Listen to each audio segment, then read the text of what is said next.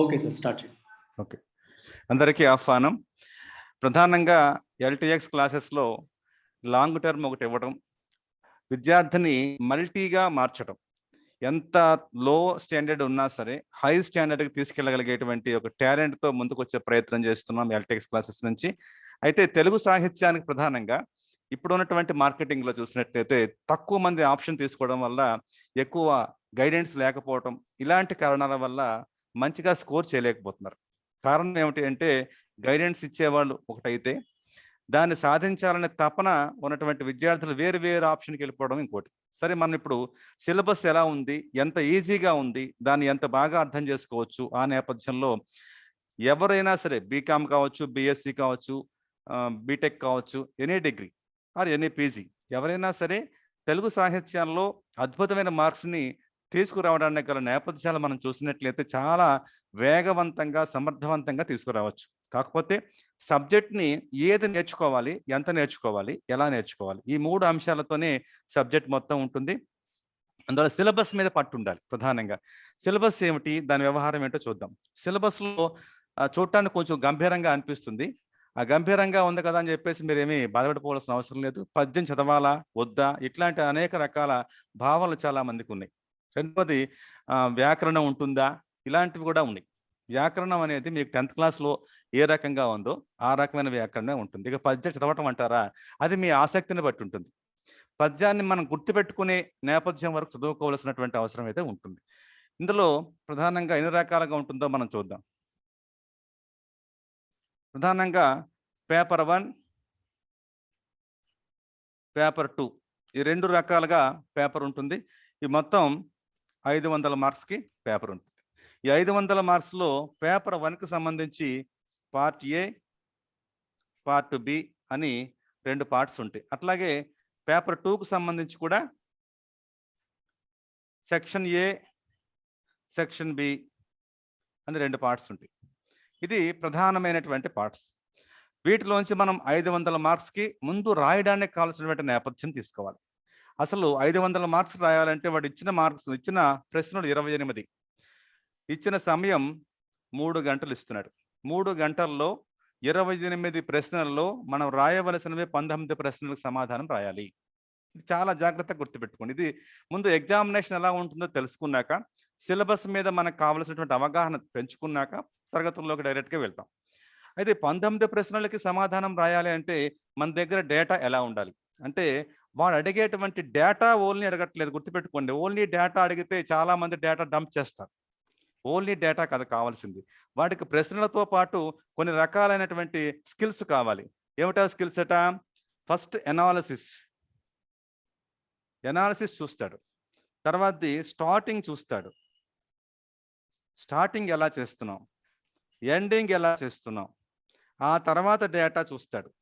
ఇలా మనకి 4 లేయర్స్లో 4 స్టెప్స్లో ఆ ప్రశ్నకు సమాధానాన్ని చూపిస్తున్నాడు. అంటే మనం ఓన్లీ డేటా చదివితే లాస్ట్ డేటా ఇచ్చాం. ఫస్ట్ ఎనాలిసిస్ పార్ట్ లేదా స్టార్టింగ్ పార్ట్ ఫస్ట్ అనుకోండి, తర్వాతది second analysis part, third ending part, ఈ మధ్యలో ఉండేది డేటా 4వ పార్ట్. అంటే మనకి 10 మార్కులకి మనకి ఇస్తే ఎండింగ్కి స్టార్టింగ్కి కలిపి 2 మార్క్స్ ఇస్తున్నాడు. డేటా అనాలిసిస్కి దానికి సంబంధించి 4 మార్క్స్ ఇస్తున్నాడు. ఓన్లీ డేటాకి 4 మార్క్స్ ఇస్తున్నాడు. ఇది ప్రశ్నని మనం అర్థం చేసుకునే నేపథ్యాన్ని బట్టి ఉంటుంది. మనకు తెలిసినటువంటి ప్రశ్న అయినా సరే తెలిసినట్టుగా అడగట్లేదు, కొంచెం ట్విస్ట్ పెడుతున్నాడు. ఉదాహరణకి మీకు నన్నయ్య గురించి రాయండి అనేది డిగ్రీ స్థాయిలో ఉన్నటువంటి వ్యవహారం. కానీ వీడు ఏమంటాడు, ఆదికవా, నన్నయ్య ఆదికవా అని అడుగుతాడు. మనం చిన్నప్పటి నుంచి చదువుకున్నది ఏమిటి, నన్నయ్య ఆదికవి అని చదువుతున్నాం. కానీ ఆదికవా అని క్వశ్చన్ చేసేటప్పుడు అతను ఆదికవే అని నిరూపించాలంటే దానికి కావాల్సినటువంటి అనాలిసిస్ ఉండాలి. ఇది గుర్తుపెట్టుకోండి. మొట్టమొదటి మనం గుర్తుపెట్టుకోవాల్సింది ఏమిటంటే స్టార్టింగ్, ఎండింగ్, అనాలిసిస్, తర్వాత డేటా ఓన్లీ ఇవ్వటం లేదు మీకు. డేటాతో పాటు స్టార్టింగ్ ఎలా చేయాలి, ఎండింగ్ ఎలా చేయాలి, ఆ ప్రశ్నని ఎలా ఎనాలిసిస్ చేయాలి అంటే విశ్లేషణ అంటాం. విశ్లేషణ అంటే ఏం చేస్తాము అంటే, జనరల్గా మొత్తం విషయాన్ని కొన్ని పార్ట్స్గా విభాగం చేస్తాం. మీరు పార్ట్ పేరు పెట్టుకుంటే పెట్టుకోండి, లేదా పేరాలా రాస్తారా, పాయింట్స్గా రాస్తారా, అది మీ చాయిస్.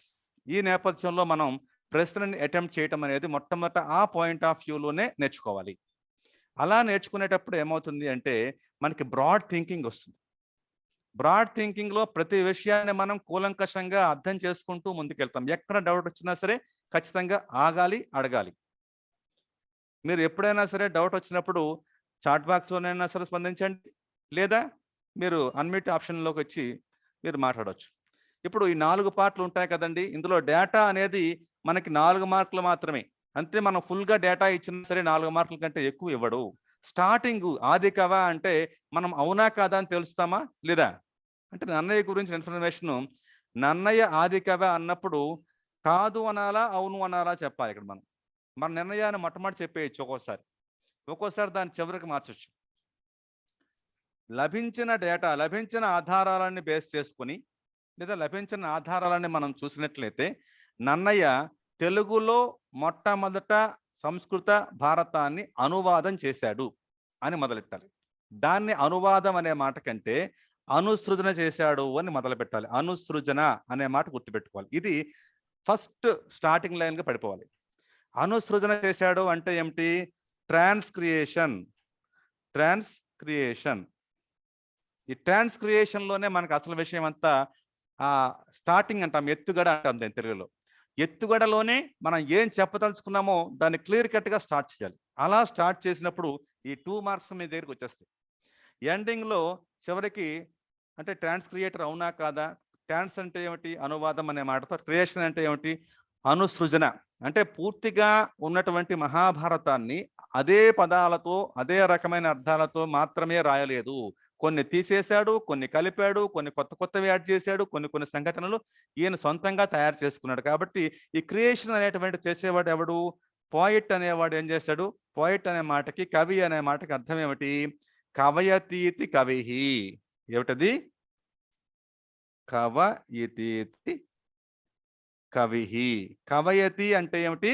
కవయతి అనే మాటకి అర్థం వర్ణించేవాడు, వర్ణించేది, వర్ణించేవాడు కవి. వర్ణించేవాడు కవి. అంటే ఇది రాయాలంటే మీకు డౌట్ వస్తుంది. ఏమండి కవయతీతి కవిహి అనే పదం రాయాలా? రాస్తే మంచిది. రాయలేకపోతే వర్ణించేవాడు కవి. మరి వర్ణించేవాడు కవి కాబట్టి వీడు ట్రాన్స్ క్రియేటర్ అయ్యాడు కదా! క్రియేటర్ ఏం చేస్తాడు? వర్ణిస్తాడు కదా! ఓకేనండి. క్రియేటర్ అనేవాడు వర్ణిస్తాడు లేదా సృష్టిస్తాడు. కాబట్టి కవి అనే పదం అయిందా లేదా? ఇలా మనం దీన్ని ఎనాలిసిస్ పార్ట్ అంటాం. ఆ చివరికి ఏం చేస్తాము? లభించినటువంటి ఆధారాలు అనుసరించి మనకెవరు కూడా ఇంకొక కవి పేర్లు లభించాయి. కొన్ని పుస్తకాలు పేర్లు మాత్రమే లభించాయి. కానీ పుస్తకాలుగా, గ్రంథాలుగా లభించలేదు కాబట్టి ఆయన ఆది కవి అన్నాం అని ముగిస్తాం. ఇది పైపైన మీకు చెప్పేటువంటి విషయం. విషయంలోకి వెళ్ళేటప్పుడు ఇంకా దాని గురించి డీటెయిల్డ్ ఇన్ఫర్మేషన్ ఇస్తాం. ఇలా మనం ఒక ప్రశ్నని విశ్లేషించే నేపథ్యాన్ని అర్థం చేసుకోవాలి. ఫస్ట్ చేయాల్సిన పని. రెండవది డేటా. ఈ డేటా ఎక్కడొస్తుంది? మేము చెప్పే సబ్జెక్ట్‌లోంచి వస్తుంది. అయితే ఇలా అడగడు ఒక్కోసారి. డిఫరెంట్‌గా అడిగే అవకాశం ఉంది. నన్నయ్యకి తర్వాత ఉన్నటువంటి కవికి అడగొచ్చు. లేదా నన్నయ్యకి ముందు ఉన్నటువంటి ఇన్ఫర్మేషన్ అడగొచ్చు. దాన్ని మనం డేటా పార్ట్‌లోంచి తీసుకొని దానికి సంబంధించిన సమాచారాన్ని అక్కడ ప్రెజెంట్ చేయాలి. ప్రెజెంట్ చేసేటప్పుడు ఖచ్చితంగా ఆ ప్రశ్నని ముందు అర్థం చేసుకొని ఏమి ఆశించాడు అందులోంచి అనేది మనం ఫైండ్ ఔట్ చేయాలి. ఆ ప్రశ్నని అర్థం చేసుకోలేకపోతే సమాధానాన్ని సరిగ్గా ఇవ్వలేము. అందుకని ప్రశ్నని అర్థం చేసుకోవడానికి కొన్ని రకాల పదాలుంటాయి. విశ్లేషించండి, ఉగ్గడించండి, ఉల్లేఖించండి, విశదీకరించండి. ఇట్లాంటి పదాలుంటాయి. ఆ పదాల యొక్క మీనింగ్ మనకు అర్థమైతే కొంత ముందుకు వెళ్ళొచ్చు.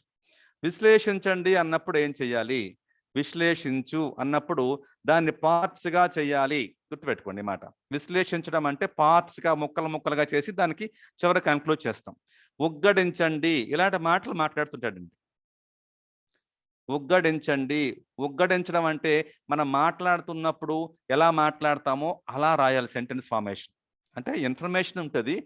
దానితో ఈ చివర ముక్క అది ఎఫెక్టివ్‌గా కనిపిస్తది. తర్వాతది ఉల్లేఖించండి. ఉల్లేఖించండి అంటే లేఖనం అంటే రాయడం. ఉల్లేఖించండి అంటే ఉత్తులేఖనం చెప్పినట్టుగా రాయండి. అంటే ఉగ్గడించడానికి ఏ మీనింగ్ ఉందో ఉల్లేఖించడానికి అదే మీనింగ్ ఉంది. తర్వాతది పరిశీలించండి. పరిశీలించండి అన్నప్పుడు అది ఎంతవరకు వాడు అడిగిన దానికి సమాధానం అవుతుందో లేదో మనం 1, 2 సార్లు దాన్ని కాంబినేషన్స్ 2-3 కాంబినేషన్స్ తీసుకొని చెప్పాలి. అలా చెప్తే పరిశీలించండి అవుతుంది. పరిశోధించండి. పరిశోధించండి అంటే ఏమిటి? అది రిసెర్చ్ పాయింట్ ఆఫ్ వ్యూలో దానికి ఎవిడెన్సెస్, సాక్ష్యాలని ఆధారంగా మనం చెప్పాల్సి ఉంటుంది. ఇలాంటిది. తర్వాత చర్చించండి. చర్చించండి అంటే మనం డిబేట్ అంటాం. ఒకటి పాజిటివ్, ఇంకోటి నెగెటివ్. చివరి కన్క్లూజన్. ఈ నేపథ్యంలో సాగేటువంటి ప్రశ్నలు అలా సాగుతాయి. అలా మనం ఈ చివర ఉండేటువంటి క్రియాపదాలని బేస్ చేసుకుని వాడు ఏ రకంగా దీని నుంచి ఈ ప్రశ్నని సమాధానం ఆశిస్తున్నాడో దాన్ని నేపథ్యాన్ని పట్టుకొని వెళ్ళాలి. అలా వెళ్ళినప్పుడు మనకి మంచి స్కోర్ అంటే 10 మార్కులకి వాడు 8 తగ్గకుండా ఇస్తాడు. ఎందుకంటే 10కి 10 ఎక్స్పెక్ట్ చేయడానికి సివిల్ సర్వీసెస్ ఒక ప్రొఫెసర్ని మనం వీడు బాగా రాశారు ఈ క్యాండిడేట్ అనేటువంటి ఇంప్రెస్ చేయాలంటే చాలా సబ్జెక్ట్ ఉండాలి. మనం ఆ సబ్జెక్ట్ అక్కర్లా. అంత సబ్జెక్ట్ నేర్చుకుంటే మీకు 2 ఇయర్స్ అవుతుంది. దానికి మీరు సంసిద్ధమైనట్లయితే ఈ 2 ఇయర్స్లో కూడా అంటే 2 ఇయర్స్లో ఎందుకంటే మేము చెప్పేది మీకు 2 ఇయర్స్ ఉండదు. 6 to 8 months మ్యాక్సిమం ఉంటుంది. ఈ మ్యాక్సిమం 8 monthsలో మీకు ఈ 8 మార్కులకు సరిపడా ఖచ్చితంగా నేర్పుతాం. ఆ 2 మార్క్స్ ఏవైతే ఉన్నాయో అవి మేము కాదు కదా, ఎవడూ నేర్పలేడు. ఆ 2 మార్క్స్ను సాధించాలి అంటే ఖచ్చితంగా సాధన చేయాలి, ప్రాక్టీస్ చేయాలి. ఏమిటా ప్రాక్టీస్ చేయాలి అంటే 150 wordsలో 10 మార్కులకి సమాధానం రాయాలి. 150 wordsలో 10 మార్కులకి సమాధానం రాయగలిగేటువంటి సాధన, ప్రాక్టీస్ చేయాలి. అట్లాగే 12 ఇది ఎన్ని నిమిషాల్లోని 7 నిమిషాల్లో చేయాలి. ఎంతకి అంటే 150 మార్కులకి 150 పదాలతో 10 మార్కులకి 7 నిమిషాల్లో రాయగలిగేటువంటి సాధన చేసినట్లయితే 10 మార్కులకి సంబంధించి మనం ఫుల్గా 100% ఇచ్చినట్టు అవుతుంది. ఓకేనా? అట్లాగే 20 మార్కుల ప్రశ్నలు కూడా ఉంటాయి. 20 మార్కుల ప్రశ్నకి మనకు మ్యాక్సిమం టైం 12 నిమిషాలు. 12 నిమిషాల్లో 250 పదాల వరకు రాయడానికి అంతకు మించకుండా కొంచెం అటు ఇటు అయినా పర్లేదు, మరీ 1-2 పదాలు ఎవరు లెక్కేసుకోడు కానీ 250 పదాల వరకు పెర్ఫెక్ట్గా సమాధానాన్ని రాయగలిగేటువంటి వేగంతో సాధన చేయాలి. అలా సాధన చేస్తే మీకు 10కి 10 ఎక్స్పెక్ట్ చేస్తే 8 తగ్గకుండా ఉంటాయి. ఓకే, ఈ రకంగా మొట్టమొదట మనం ఇది ఈజీ అనే మాట కంటే ఇది ఇష్టం అనే భావనతో రావాలి. తెలుగు అంటే ఇష్టం అండి, అంతే. అది ఈజీయా టఫ్ అనేది పక్కన పెట్టండి. ఏ సబ్జెక్టు కూడా ఈజీ కాదు, ఏ సబ్జెక్టు టఫ్ కూడా కాదు. అది ఎప్పుడు టఫ్ అవుతుంది? నీకు అది బోర్ కొట్టినప్పుడు, చెప్పేవాడు సరిగా లేకపోయినప్పుడు, దానికి ఇంకా ఎక్కువ కావాలని విపరీతంగా ఆశపడినప్పుడు ఇబ్బంది పడతాం. అందుకని ఏదైనా సరే ఇష్టం అనుకున్నప్పుడు మనం ఎంత పరిశ్రమ చేయటానికైనా, ఎంత సాధన చేయటానికైనా మనం మైండ్ ముందు ఫిక్స్ అయి ఉంటాం. ఆ నేపథ్యంలో ఏ ప్రశ్నలైనా సరే ఇలాంటి మాటలు వచ్చినప్పుడు దాన్ని ఎక్కడ నుంచి స్టార్ట్ చేయాలి? ఇప్పుడు విశ్లేషించండి అంటే ఫలానాది, ఉదాహరణకి మనకు తెలిసింది మానవుడు అనుకుందాం, మనకు తెలిసిన ఉదాహరణ చెప్పుకుంటాం. సబ్జెక్ట్లోకి వెళ్ళినప్పుడు ఆ ఉదాహరణ వేరే మారుస్తాం. ఒక మనిషిని వర్ణించండి అన్నాం అనుకోండి, మనిషి ఎలా ఉంటాడు అక్కడ నుంచి వర్ణించారు. మనుషులు అంటే గుణం, రూపం అని 2 రకాలు ఉంటారు అని ఇది అనాలిసిస్. మనుషులు 2 రకాలు ఉంటారు అని చెప్పడం ఫస్ట్ అనాలిసిస్ అనమాట. ఆ 2 రకాలు ఎవరు? రూపాన్ని బట్టి ఒకరు, గుణాన్ని బట్టి ఒకరు. అంటే ఇక్కడ ఆడ మగ చెప్పడం లేదు. ఇక్కడ రెండో రకం చెప్పొచ్చు. ఏమిటి? ఆడ మగ, మూడోది నపుంసకలింగం. ఇలా లింగం పరంగా 3 రకాలు ఉంటారు. ఇలాంటి మనం విభాగం చేయటం ఏదైతే ఉందో దాన్ని విశ్లేషణ అంటాం. దాన్నే విశ్లేషించు అనే పదానికి అలా రాయాలి దాన్ని. అలా ఒక్కొక్క ఉదాహరణలోంచి ఒక్కొక్క రకంగా మనం చెప్పొచ్చు. ఇలా చెప్పినప్పుడు ఆ ఎగ్జామినర్ ఎవరైతే ఉన్నారో మీరు ప్రశ్న అర్థం చేసుకున్నారో అనే ఫీలింగ్ మనం ముందు తెచ్చిన వాళ్ళం అవుతాం. తర్వాత స్టార్టింగ్ లేయర్ ఏదైతే ఉందో విభాగం చేయడంలోనే ఫస్ట్ లేయర్ మనకు కంప్లీట్ అవుతుంది. సెకండ్ లేయర్లో మనకి డేటా ప్రధానంగా వస్తుంది. దాంట్లో కూడా మళ్ళీ ఎగ్జాంపుల్స్ ఇవ్వాల్సి వస్తుంది కొన్ని సందర్భాలలో. మనం డేటా ఓన్లీ ఇవ్వడమే కాదండి, డేటాతో పాటు ఎగ్జాంపుల్ ఇవ్వాలి, ఎగ్జాంపుల్తో పాటు అప్లికేషన్ ఇవ్వాలి. ఎగ్జాంపుల్ ఏమి ఇస్తాం? ఉదాహరణకి ఏదో ఒక ఎగ్జాంపుల్ ఇచ్చాం, ఆ ఎగ్జాంపుల్ ఈ డేటాకి అప్లై అవుతుందా అవదా, దాన్ని సమన్వయం అంటాం. ఓకే, ఇలా మనం ప్రశ్నకి సమాధానం రాయడం మొట్టమొదట తెలుసుకోవాలి. ఇంతకీ సిలబస్ ఏముంటుందో చూద్దాం. ఈ సిలబస్ మీకు ఆల్రెడీ మీకు ఉన్నటువంటి దీంట్లో ఉంటుంది, కాకపోతే జస్ట్ ఇన్ఫర్మేషన్ కోసం సిలబస్ మనం ఎప్పుడు అడిగినా సరే మన మైండ్లోకి వచ్చేయాలి. ద్రావిడ భాషల్లో తెలుగు దానికి ఉన్నటువంటి స్థానం, ప్రాచీనత. ద్రావిడ భాషలు అంటే ఏమిటి చెప్పుకుంటాం మన సిలబస్ ప్రతిదీ కూడా ఒక్కో దాని గురించి చెప్పుకుంటూ ఉంటాం. మూల ద్రావిడ భాష అంటే ఏమిటి? ఇవన్నీ కూడా సిలబస్ ఉన్నటువంటి పాయింట్స్. వీటి గురించి మీరు ప్రాథమికమైన అవగాహన కలిగి ఉండాలి. ద్రావిడ భాషలు అంటే ఏమిటి? ద్రవిడ అనే పదం ఎక్కడి నుంచి వచ్చింది? ఎప్పుడూ కూడా మనం నేర్చుకునేటువంటి ప్రతి విషయాన్ని పైన చూడకూడదు. ఎంతవరకు చూడాలి అంటే రూట్ లెవెల్కి వెళ్ళి చూడాలి. రూట్ లెవెల్కి ఎలా వెళ్తామండి అంటే, ద్రావిడ అనే పదం ఏమిటి అసలు? ఆ పదం ఎలా వచ్చింది? అక్కడ నుంచి మొదలెట్టాలి. ద్రావిడ అనే పదం ఎలా వచ్చింది అంటే, ద్రవిడ నుంచి వచ్చింది. ద్రవిడ నుంచి వచ్చింది కాబట్టి ద్రావిడ అయింది. ఇలాంటివి ఇంకా ఉన్నాయా? దశరథుడి కొడుకు, దశరథుడి కొడుకు ఏమయ్యాడు? దాశరథి. దాశరథి అంటే దశరథుడి యొక్క కొడుకు ఏమయ్యాడు? దాశరథి. ద్రవిడ దేశానికి సంబంధించింది ద్రావిడ అయింది. ఇలాంటి పదాలను మనం పట్టుకొని 1, 2 సార్లు రివిజన్ చేసుకుంటూ వెళితే ఆ పదం మనకి అర్థమవుతుంది. ఈ ద్రవిడని మనకి మూల ద్రావిడ అనే మాట ఉంది. మూల ద్రావిడ అంటే మొదటి ఉన్నటువంటిదని అర్థం. దీన్ని ప్రోటో ద్రవిడియన్ అనే ఆంగ్లంతో ఈక్వలెంట్ గా మాట్లాడతారు. ఒక్కొక్కసారి లాస్ట్ ఇయర్ మనకి ప్రోటో ద్రవిడియన్ భాషల గురించి రాయండి అంటే చాలా మంది తెలియలా. అది మూల ద్రావిడ భాషను చదువుకున్నారు, కానీ ప్రోటో ద్రావిడియన్ అంటే అదేమిటో అనుకున్నారు. కొంతమంది రాయలేకపోయారు.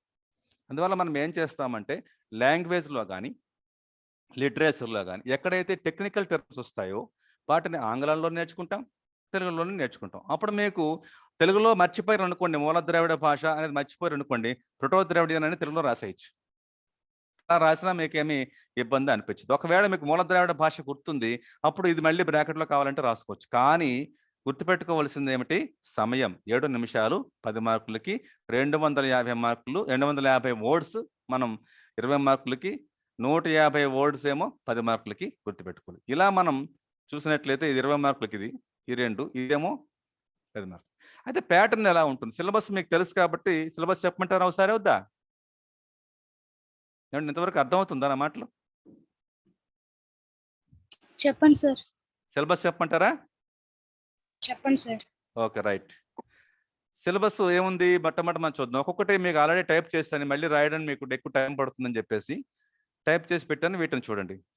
ఇది కావాలంటే మీకు మళ్ళీ ఇదే వీడియో మీకు మళ్ళీ పెడతాను. ఇది మీకు పీడిఎఫ్ రూపంలో యాప్లో కనిపిస్తుంది, దాన్ని చూసుకోవచ్చు, ఇబ్బంది లేదు.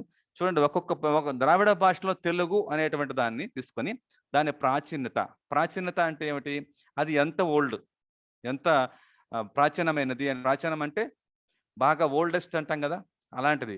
ఆంధ్రం అనే పేరు దానికి ఉంది, తెలుగు అనే పేరు ఉంది, తెలుగు అనే పేరు. ఈ 3 కూడా తెలుగుకున్న పేర్లే. అది ఒక్కొక్క కాలంలో ఒక్కొక్క రకంగా వచ్చింది. దానికి సంబంధించినటువంటి పదాలు ఏమైనా ఉన్నాయా, దాని నేపథ్యం అంతా ఇందులో మనం డిస్కస్ చేస్తాం. తర్వాత మూల ద్రావిడం అనేది దీన్నే ప్రోటో ద్రావిడియన్ అంటాం. దాంట్లో ఆంధ్రానికి, ప్రాచీన ఆంధ్రానికి, అంటే మూల ద్రావిడ అంటే మొట్టమొదటి ద్రావిడ. మొత్తం మన ద్రావిడియన్ లాంగ్వేజెస్ అంటే ఏమిటి అంటే, భారతదేశాన్ని 2 ముక్కలు చేసేటువంటి ఏమిటంటే వింధ్య సాత్పుర పర్వతాలు. ఏమిటవి? వింధ్య సాత్పుర పర్వతాలు. వింధ్య సాత్పుర పర్వతాలకు దక్షిణ వైపు ఉన్నదాన్ని దక్షిణ భారతదేశం అంటాం, ఉత్తరం వైపు ఉన్నదాన్ని ఉత్తర భారతదేశం అంటాం. ఓకేనా? ఇది తెలుసు కదా మీకు? ఏమండి, వింధ్య పర్వతాలకు ఓకే, రైట్. ఉత్తరం వైపు ఉన్నదాన్ని ఉత్తర భారతదేశం. దీన్ని ఉత్తర భారతదేశాన్ని భాషాపరంగా ఏమంటాం? వాటిని ఆర్య భాషలు అంటాం. ఏమంటాం వాటిని? ఆర్య భాషలు. అంటే ఉత్తర భారతదేశపు భాషలు. దక్షిణ దేశపు భాషలను ఏమంటాం?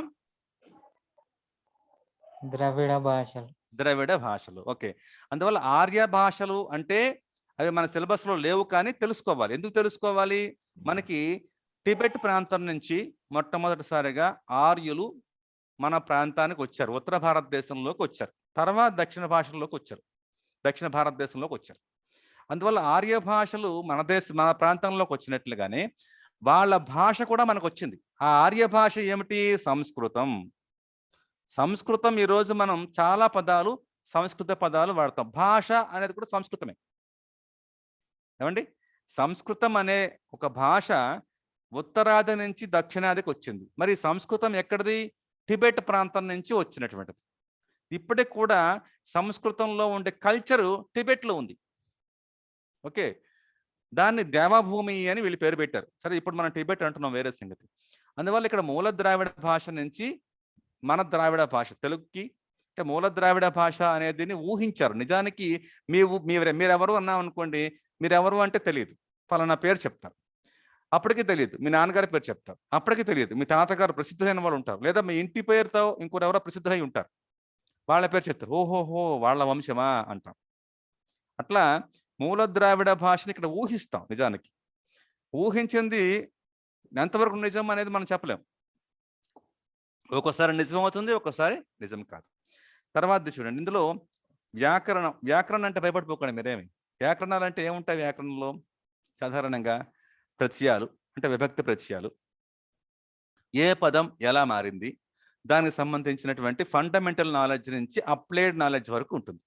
ఆధునిక తెలుగు అంటే ఇప్పుడు రాముడు అనే పదం తీసుకుందాం. రాముడు అనే పదంలో ఈ డు అనేది ప్రత్యయం, రామః అనేది సంస్కృత పదం, దానికి ఊ అనే ఒత్తం వచ్చింది, డు అనేది ప్రత్యయం వచ్చింది. ఇలా సింపుల్ గానే ఉంటుంది వ్యాకరణం. మనం ప్రత్యేకంగా ఇందులో విపరీతంగా కష్టపడిపోవాల్సినంత పరిస్థితి ఏమి ఉండదు. ఓకే, అందులో ఇది ఈ టాపిక్స్ ఏవైతే ఉన్నాయో అవి చాలా వేగంగా మీరు గ్రహించగలుగుతారు. పైగా ఇందులోంచి ఒక 40 నుంచి 50 ప్రశ్నల వరకు మన దగ్గర డేటా ఉంటుంది. ఆ డేటాని ఇందులో కొత్తగా చెప్పడానికి ఏమి ఉండదు. ఆల్మోస్ట్ మీకు ఈ డేటాతో ఉన్నటువంటి ప్రశ్నలకు సమాధానం తెలియజేస్తే అవే ప్రశ్నలు వస్తాయి. పదాలు కొంచెం ఎక్కడెక్కడ మారుతాయో వాటిని చెప్తాం. కాబట్టి మీరు వేగంగా దాన్ని ఆన్సర్ చేయొచ్చు. ప్రతి పాయింట్ కూడా మీకు అందులోంచి ఇన్ఫర్మేషన్ ఇస్తూ ఉంటాం. తర్వాత గ్రాంధికమైనటువంటి తెలుగు. గ్రాంధికం అంటే ఏమిటి? గ్రంథంలో ఉన్నది గ్రాంధికం. ఇంతకుముందు ద్రావిడ అనే పదం ఎలా వచ్చిందో అలాగే గ్రంథానికి సంబంధించింది గ్రంథము కాస్త గ్రాంధిక అయింది. గ్రంథంలో ఉండేది గ్రాంధికం. ఆ పదాలే కొంచెం మీకు అర్థం కావంతి. వ్యవహారిక అంటే ఏమిటి? వ్యవహారం, లోకంలో మాట్లాడేదాన్ని వ్యవహారం అంటాం. ఓకే, నియత, నిత్య, నియతంగా ఉండేవి అంటే రూల్స్ ప్రకారంగా ఉండేవి, రోజు వాడేవి. ఇలాంటివి మనకి తెలుగులో ఎలా ఉన్నాయి అని అడుగుతాడు. కొంచెం మనం దాని గురించి ఆలోచిస్తే ఆ ప్రశ్నకు సమాధానం రాయొచ్చు. ఒక్కొక్క దాని గురించి మనం డీటెయిల్గా చెప్తాం. ఇందులో సిలబస్లో ఏమున్నాయో మనం చూసుకుని తర్వాత ఒక్కొక్క దాని గురించి వెళ్తాం. తెలుగుపై ఇతర భాషల ప్రభావం ఎలా ఉంది?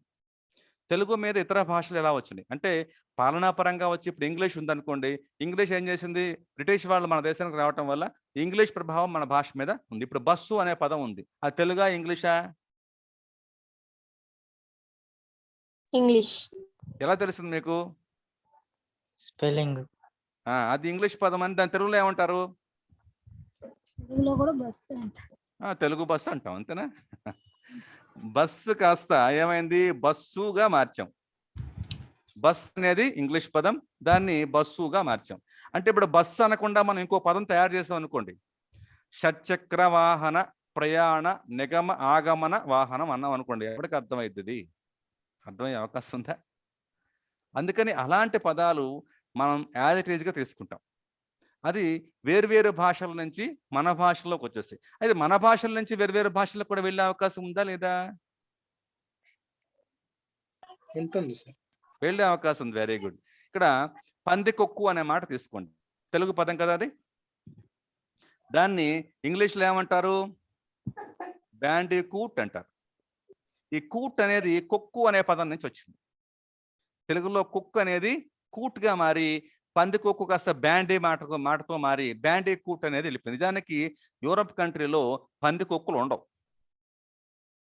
అలాగే తమిళంలో ఉన్నటువంటి మాంగై అనే పదం తీసుకెళ్లారు వాళ్ళు. వాళ్ళకు కూడా మామిడి పళ్ళు దొరకవు, యూరప్ కంట్రీలో మామిడి పళ్ళు దొరకవు. అందుకని మాంగై అనే తమిళ వర్డ్ని మ్యాంగో అనే ఇంగ్లీష్ పదంగా మార్చేసుకున్నారు. అది ఇప్పుడు ఇంగ్లీష్ అయిందా, తమిళం అయిందా? మ్యాంగో అంటే ఇంగ్లీష్.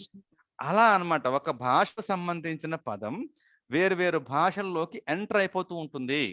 అది యాజ్ ఇట్ ఈస్గా ఎంటర్ అయితే ఒక రకం, దాన్ని కొంచెం మోడిఫై చేయటం ఇంకో రకం. ఆ మోడిఫై చేయడాన్ని ఆధునీకరణ అంటాం. ఆధునికీకరణ అంటే modification of the word or modification of the sentence, ఏదైనా కావచ్చు.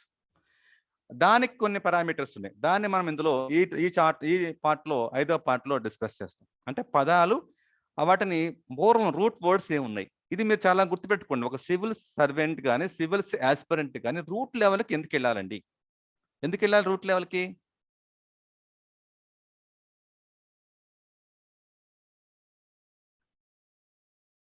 ఏమండి? రూట్ లెవెల్ అంటే ఏంటి? మూలంలోకి ఎందుకు వెళ్ళాలి? ఎందుకు ఇలాంటివి పెడుతున్నాడు? మిమ్మల్ని ఇబ్బంది పెట్టడానికి కదా? ఏమండి అంతేనా? అభ్యర్థి చదివిన స్థాయి ఏ స్థాయిలో చదవడానికి కావచ్చు సార్? జస్ట్ సింపుల్గా చెప్తాను, ఇంకొంచెం సింపుల్గా. ఏం లేదు, ఇప్పుడు మీకు ఏదైనా తగు వచ్చింది అనుకోండి, తగాదా వచ్చింది.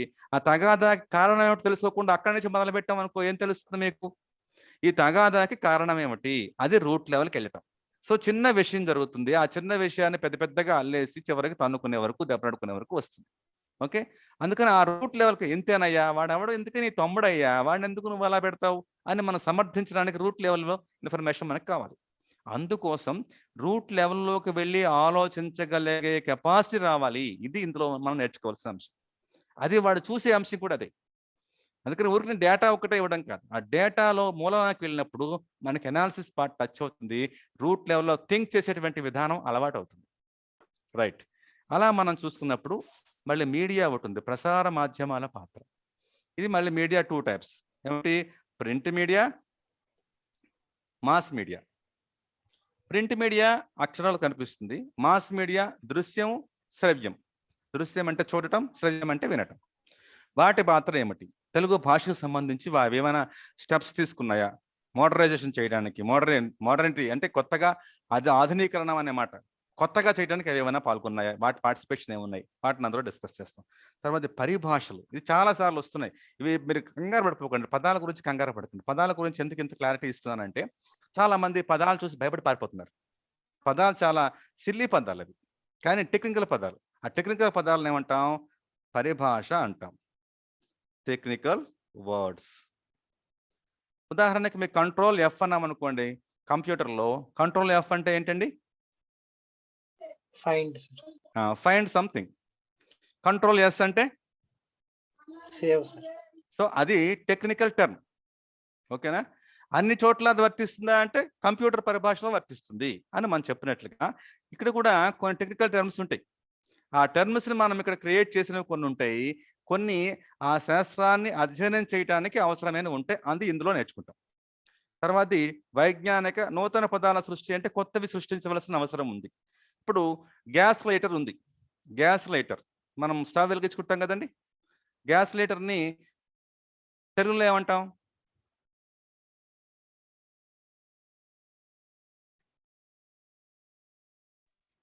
ఏమంటావా? పరికరం సార్. ఏమండి? నిప్పు అంటించే పరికరం. నిప్పు అంటించే పరికరం అని మీరు అన్నారు. ఇంకొంతమంది చిచ్చుకోలు అన్నారు. ఇది రాయలసీమ పదంలో, రాయలసీమ వాళ్ళు అన్నమాట ఏమిటి? చిచ్చుకోలు. చిచ్చు అంటే అగ్ని, కోలు అంటే ఫైర్ చేసేది, వెలిగేది. చిచ్చుకోలు అన్నారు వాళ్ళ గ్యాస్ లైటర్ని. ఓకే, ఇలాంటి పదాలు మనకి భాషకు సంబంధించి కొత్త పదాలు కాయిన్ చేయడానికి ఉపయోగపడతాయి. ఇది ఒక జస్ట్ ఎగ్జాంపుల్. మళ్ళీ దాని లోపలికి వెళ్ళినప్పుడు ఆ పదాలు ఒక్కొక్కటి చెప్పుకుంటూ ఉంటాం. అలాగే వైజ్ఞానిక, సాంకేతిక, తదితర రంగాలు. వైజ్ఞానిక అంటే ఏమిటి? విజ్ఞానానికి సంబంధించిన. వైజ్ఞానిక అంటే ఏమి? విజ్ఞానానికి సంబంధించిన. విజ్ఞానానికి సంబంధించినవి ఏముంటాయి? విజ్ఞానం అంటే ఏమిటి అసలు? జ్ఞానం అంటే ఏమిటి? విజ్ఞానం అంటే ఏమిటి?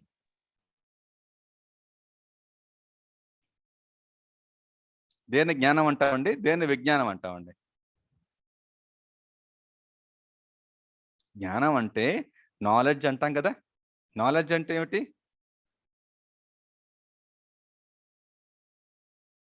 నాలెడ్జ్ అంటే తెలియదా? ఇప్పుడు జ్ఞానం అంటే తెలుసా? ఏదో ఒకటి చెప్పండి, పర్లేదు. మీకు తెలియకపోవడమే మంచిది, ఎందుకంటే తప్పు చెప్తా. విజ్ఞానం అంటే మన సైంటిఫిక్ గా తెలుసుకోవడం. తెలుసుకునేది. జ్ఞానం అంటే మన పెద్దవాళ్ళ నుంచి తెలుసుకునేది. అంటే అది తప్పు ఒప్పు మనకు తెలియదు కానీ జ్ఞానం అంటాం దాన్ని. అది మీరు అనుకుంటున్నారు, అంతేనండి? జ్ఞానము అంటే అక్కడ ఒరిజినల్గా ఉన్నది ఏది ఉంటుందో అది. మనం తెలుగులో మనం చెప్పాలి అంటే అప్డేటింగ్ అనే మాట అంటాం, అంటే రోజు రోజుకి పెరుగుతూ ఉండేది జ్ఞానం. విజ్ఞానం అంటే దానికి విశేషణంగా చెప్పేది విజ్ఞానం. జ్ఞానానికి విశేషణంగా చెప్పేది. జ్ఞానం ఒకటి స్థిరంగా ఉంటుంది. జ్ఞానం అంటే ఏమిటి? నిజం అని అర్థం. నిజాన్ని విశేషంగా చెప్తే విజ్ఞానం. దాన్నే మనం శాస్త్రీయ కోణం అనే మాట వాడతాం. శాస్త్రీయం లేదా శాస్త్రం అంటాం. శాస్త్రం అంటే ఏమిటి? సైన్స్ అంటే ఏమిటి? What is the meaning of science? ఒక వే ప్రకారం నేర్చుకునేది సార్ సైన్స్. అంటే ఏది వే ప్రకారం నేర్చుకోమా? సైంటిఫిక్ గా మనమే శోధించి సాధించి అనే మీనింగ్ వస్తుంది. అది వెరీ గుడ్. అంటే ల్యాబొరేటరీని ఉపయోగించి టెస్ట్ చేసి పరీక్షించి ఆ పరీక్షలో వచ్చినటువంటి ఫలితం ఆధారంగా నిర్ణయాన్ని చెప్పేదాన్ని సైన్స్ అంటాం. ఓకే, అర్థమైందండి? సైన్స్ అంటే శాస్త్రం. అట్లా అన్నప్పుడు ఇది కూడా linguistics, study of a language. Linguistics అంటారు దీన్ని. ఏమంటారు దీన్ని? భాషా శాస్త్రం. భాషా శాస్త్రం అంటే ఏమిటి? Study of a language. అది శాస్త్రమా కాదా? మరి సైన్స్ అంటేనే శాస్త్రమా? మరి లింగ్విస్ట్ అన్నప్పుడు శాస్త్రం కాదా? శాస్త్రం ఇది కూడా. అంటే సైంటిఫిక్ అప్రోచ్ ఉంటుంది. Study of language, scientific approach ఉండటం ఇందులో ప్రత్యేకమైనది. ఇది మీరు కొత్త ఐటెం. కొత్త ఐటమే కానీ అది పాతదే. చూడటానికి కొత్తగా ఉంటుంది. అంటే పాత సీసాలో నీట్గా కడిగేసి ఏదో కొత్త మందు వేసినట్టు అనమాట. మాటలే కొత్తగా ఉంటాయి, విషయం అంతా మీకు తెలిసిందే. ఓకేనా? ఎలా తెలుసుకుంటాం మనం అనేది అందులోకి వెళ్ళినప్పుడు చెప్తాం. సాంకేతికత అంటే సంకేతాలతో ఏర్పడింది సాంకేతికత. సంకేతాలు అంటే ఏమిటి? సంకేతం అంటే గుర్తు, సింబల్. సింబల్తో ఏర్పడింది కాబట్టి అది సాంకేతికత అయింది. సాంకేతికతకి బేస్ ఏమిటి? సైన్స్కి బేస్ ఏమిటి?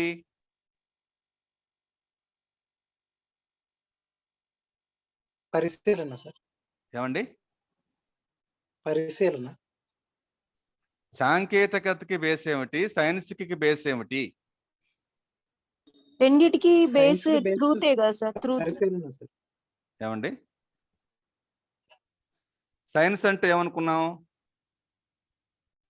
సాంకేతికతని టెక్నాలజీ అన్నాం, అంతేనా? సైన్స్, టెక్నాలజీ, వాటికి బేస్ ఏంటి అడుగుతున్నాం మనం. ఏది బేస్? భాష సార్. ఏమ్మా? భాష. భాష. ఎలా బేస్ అయిందమ్మా?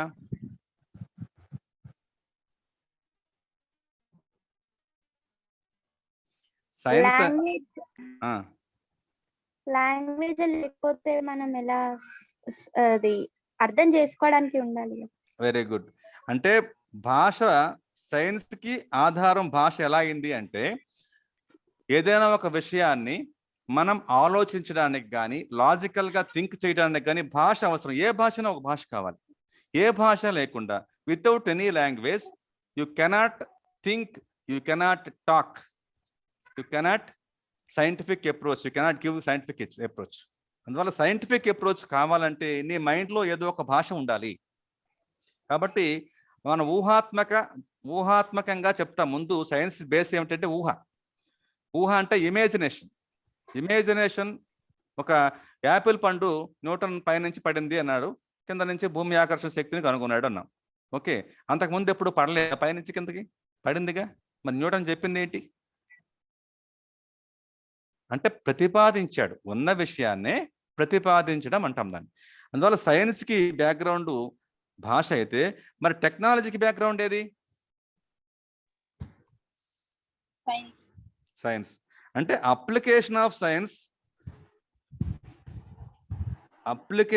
Science is called technology. అంటే సైన్స్ అప్లికేషన్ టెక్నాలజీ అయితే, అలాంటి సైన్స్ కి రూట్ ఏమిటి అంటే భాష. సో అన్నిటికీ రూట్ ఏది ఇప్పుడు? లాంగ్వేజ్. అది. ఇప్పుడు మీరు బీకామ్ కావచ్చు, బిఏ కావచ్చు, బిఎస్సి కావచ్చు, బీటెక్ కావచ్చు, ఎవరికైనా సరే రూట్ ఏది అంటే లాంగ్వేజ్. ఎందుకు మీరు తీసుకున్నారో లాంగ్వేజ్ అంటే కరెక్ట్గా ఈ విషయం చెప్పాలి. అంతేగాని సార్ మార్కులు వచ్చేస్తాయి సార్ అందుకని చెప్పకూడదు. మార్కులు వస్తాయనేది మైకి తెలుసు, మాకు తెలుసు, కానీ వాడు వేయాలిగా.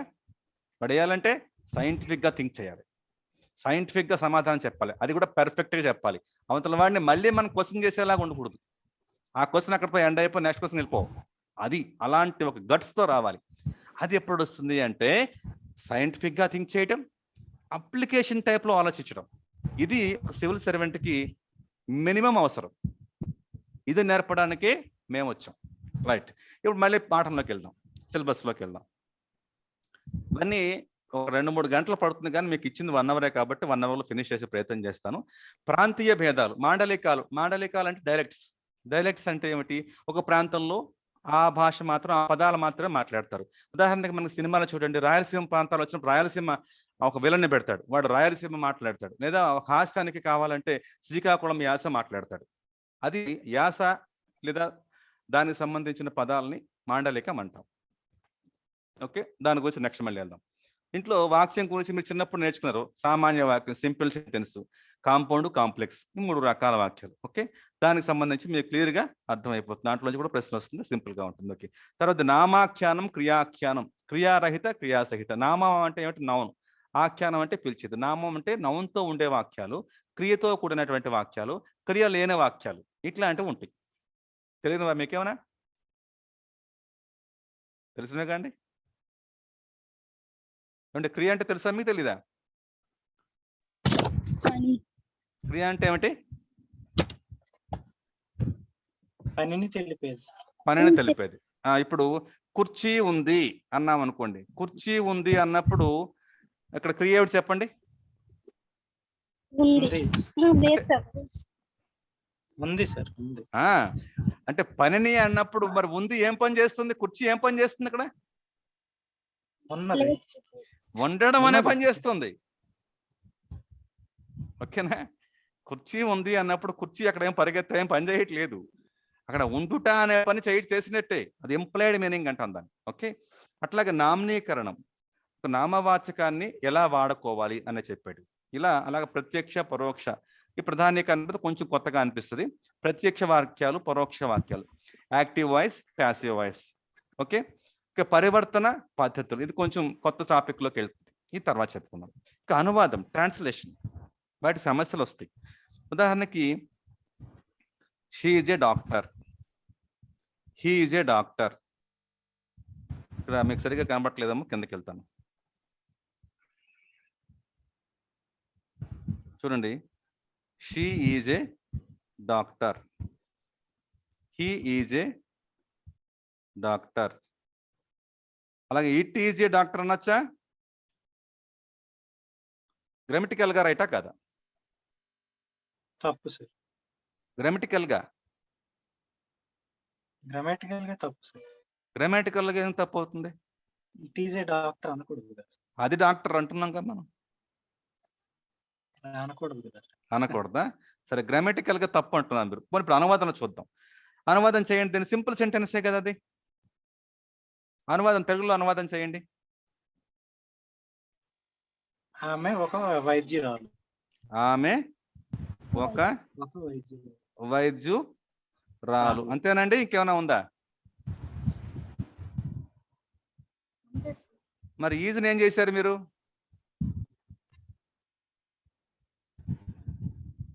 సరే, దీన్ని అనువాదం చేయండి. అతడు ఒక ఉందా లేదా? ఉంది సార్. అతడు ఒక వైద్యుడు. ఏమి ఇక్కడ ఈజీ ఏం చేశారు?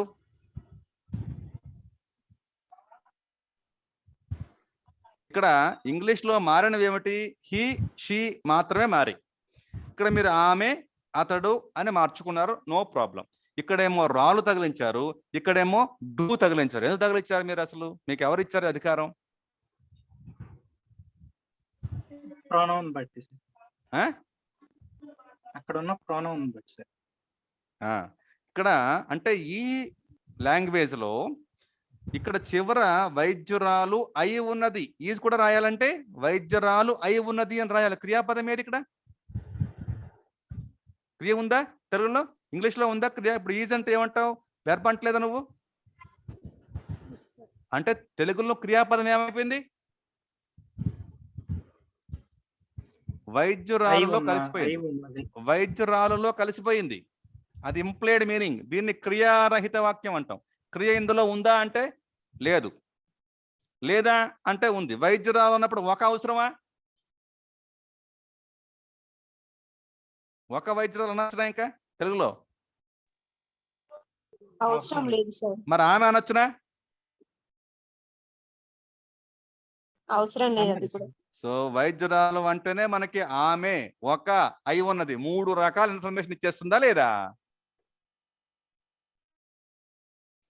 అంటే అక్కడ జెండర్ చెప్తోంది, తర్వాత దాని కాలం ఇది వెర్బ్ని చెప్తోంది, జెండరు వెర్బ్ని చెప్తోంది, వైద్యం పదం ఎలాగో చెప్తోంది, ప్రొనౌన్ చెప్తోంది. ఇట్లా 3 రకాల ఇన్ఫర్మేషన్ ని ఒకే పదం ఇస్తున్నప్పుడు ఇక్కడ అతడు కూడా అది సేమ్. వైద్యుడు అన్నప్పుడు మనకి జెండర్ తెలుస్తుంది, సింగులర్ అనే విషయం తెలుస్తుంది, అయి ఉన్నాడు అనే క్రియ ఇంప్లైడ్ వైద్యుడు అన్నప్పుడు. ఇప్పుడు మనం వైద్యురాలు అని ఇంగ్లీష్లోకి అనువాదం చేయాలంటే ఓన్లీ డాక్టర్ అన్నాం అనుకోండి, అది ఏ జెండర్ చెప్పండి ఇంగ్లీష్లో డాక్టర్ అంటే? కామన్ జెండర్ కదా. అక్కడ షీ అన్నాం కాబట్టి ఇక్కడ వైద్యురాలు అన్నాం, హీ అన్నాం కాబట్టి వైద్యుడు అన్నాం. ఇది సింపుల్ సెంటెన్స్ లో ట్రాన్స్లేషన్ చేసేటువంటి విధానం. ఇక్కడ అది డాక్టర్ అవ్వచ్చు, అది కూడా అవ్వచ్చు కదా. అది డాక్టర్ అని కూడా అందుకోకూడదు, అది డాక్టర్ అమ్మాయి కావచ్చు. అమ్మాయిని మనం నీచార్థంలో అది వాడతాం ఒక్కోసారి.